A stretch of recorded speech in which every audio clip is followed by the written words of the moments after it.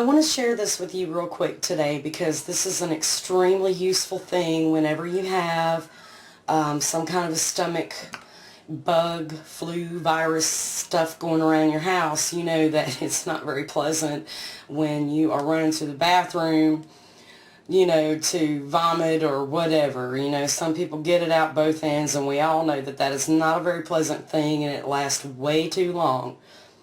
So what I'm going to do today is I want to, you know, let everyone know that slippery elm is a very wonderful, it's wonderful for the stomach, because when your stomach is so sick that you cannot keep anything down, slippery elm is guaranteed to stay on the stomach.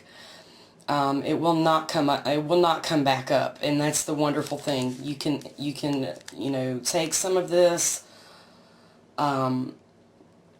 It will stay on the stomach, and from there it will start to heal the sickness that's in there. When you notice the first family member in your home that has the stomach flu, virus, whatever, start taking this immediately, and I guarantee you will prevent this from entering your system.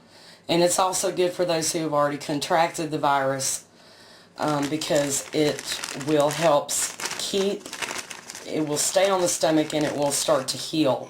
So what we want to do is we want to take a tablespoon of, actually I'm going to start with the honey. We're going to take a tablespoon of honey. And the thing about honey is wonderful to fight infection. It is great. It is a great substance for fighting infection. So the honey is wonderful for that. And also, I know it's good for styes. You can add a tablespoon of honey to a cup of water and mix it very well, and then use an eyedropper and drop it into the eye for styes. You can use it for pink eye. Honey is wonderful to fight infection, especially of the eye. So, yeah, it's wonderful. It's actually a very secretive thing nowadays. But yeah, it's an old remedy. It's very easily done, very easily used for that.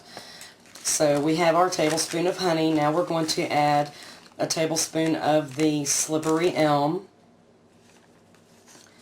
And we're going to mix this up really well. And it's going to kind of have a little peanut butter texture to it. Which is okay because, you know, it's a lot easier to do it this way with the powder and I have my tablespoon heaping there, so I'm going to add a little more honey to the mix. Yeah, if you take the slippery elm, the inner bark, you can add water to it.